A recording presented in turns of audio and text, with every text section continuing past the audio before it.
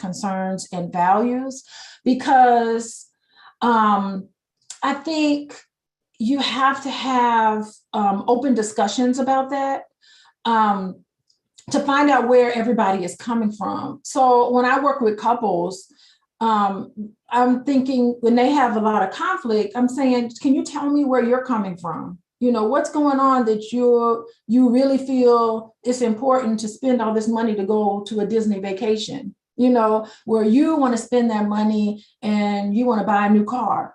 But what's happening in this family that you're having this conflict over what to do with these resources.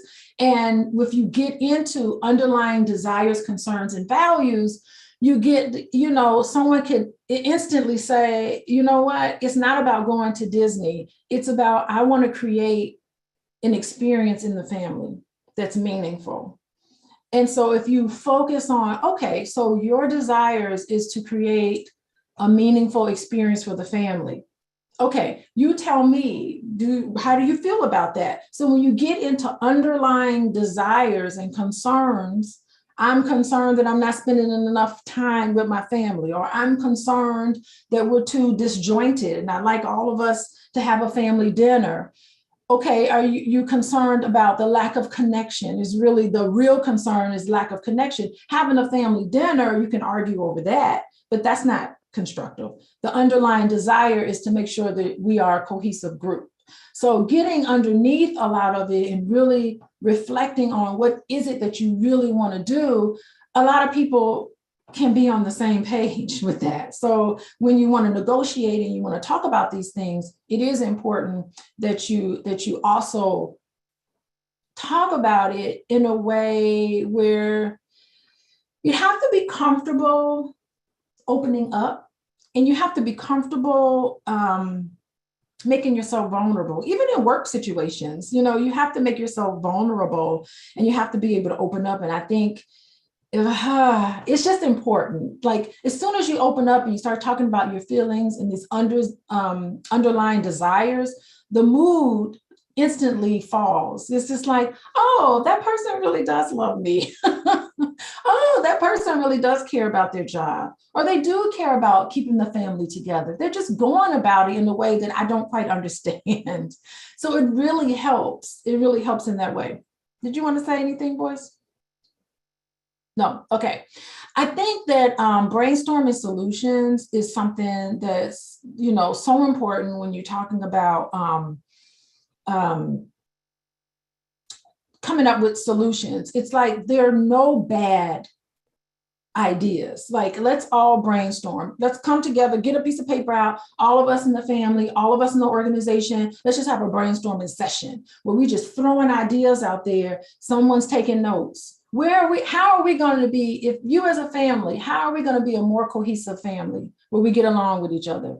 How are we going to spend our resources in this way that's helpful? Let's brainstorm solutions, and everybody write down ideas, everybody's ideas, nothing is thrown out. And I think that that's an important step in coming up with something that everybody is very comfortable with. And then lastly, I think there need to be some objectives, right? So you need to say, you know what, I'm not quite comfortable spending $100,000 on this.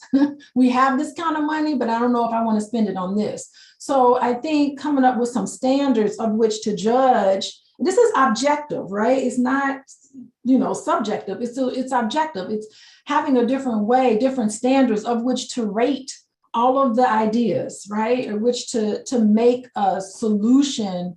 And I think that sometimes you might need to get a third party. You could get a mediator or a therapist like myself, or you can also go to a financial planner, like whatever it looks like, depending on the problem. You might, I think a good third party just might be Google. At this point, we could just Google anything to say, what's the best car? You know, if you're trying to buy a car, because safety, the underlying concern is safety in the family when we're traveling around and we're in a place where it's snowy. What's the safest car to purchase? You might need to go to the internet, you know, a third party to come up with some sort of standard of which to judge all of these different possible solutions. I saw a comment Uh-huh. Somebody wrote in the chat, Robert Breckenridge says, this is going to make my money better. More than that, this will make my marriage better. I love that statement Yeah. because because let me take it even further for you, Robert. Making your marriage better will make your money better. And then also some will even say making your money better makes your marriage better, right? Because when your money's better, when you're financially secure, you have one less thing to fight about, right? And then also if your marriage is better, you are locking into one of the keys to wealth that is largely ignored in the Black community. A lot of people do not talk about this. They want to talk about all the things that have to do with getting money, except for the things that matter the most. And that's why it doesn't work. That's why their approaches don't work. But people don't understand how critically important managing marriage and family and relationships is in your wealth building process. Has anybody ever seen how financially devastated people are after a divorce? You know, the wife and the husband are in bad shape a lot of times. Or if you are a single mama, baby daddy, baby mama type situations, those always end up with financial devastation. And this is not a topic that people talk about enough because we don't want to confront the problem. It becomes toxic conflict. It becomes on the internet, it becomes a blame game. Well, the women are doing this and single mamas doing that, and the men need to stop doing this. And that conflict is the unhealthy conflict that Dr. Alicia is talking about. Whereas the healthy conflict is, how do we all get together as men and women and figure out how to solve this problem? Mm-hmm. How about that? How about as Black people who care about our community, we figure out what is going on with our families and why is it not working out the way it needs to? Because we probably lose $500 billion a year in economic potential from broken Black families alone. So if people want to talk about this big picture wealth gap, well, why is the racial wealth gap going down? It keeps going down. We're so confused. Well, the reason it's going down is because you're letting white people solve the problem for you, and they're not going to do it, and they are not qualified. They are not qualified. Their whole system that they have you linked into is a system that is designed to extract wealth from you. You will never solve the Black wealth problem within that system. That system says, go to school, go to the public school so we can make money off your kids by sending them to school. Then we can indoctrinate them into our whatever we want them to believe. Then we want them to go to college so they'll go $100,000 in debt just to get a piece of paper that doesn't teach them how to start a business, doesn't teach them how to go back to their community and build anything, doesn't teach them how to build real wealth. It only teaches them how to go and get an apprenticeship, a paid apprenticeship with a company owned by another white person where they're going to work until they die.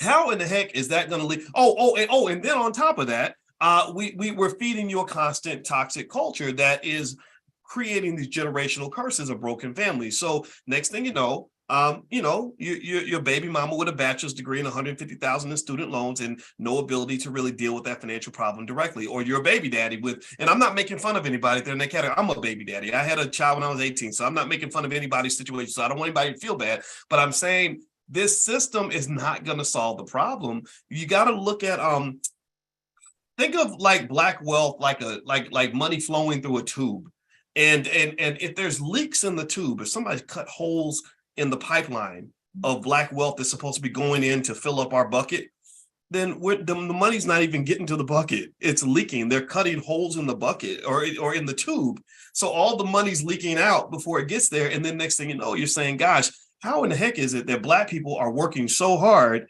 and we're not building any wealth? It's because everything that has to do with building wealth and power in this capitalist system is not the stuff that you're going to learn in school. So if you get married, I'm not here to tell anybody to get married or not get married.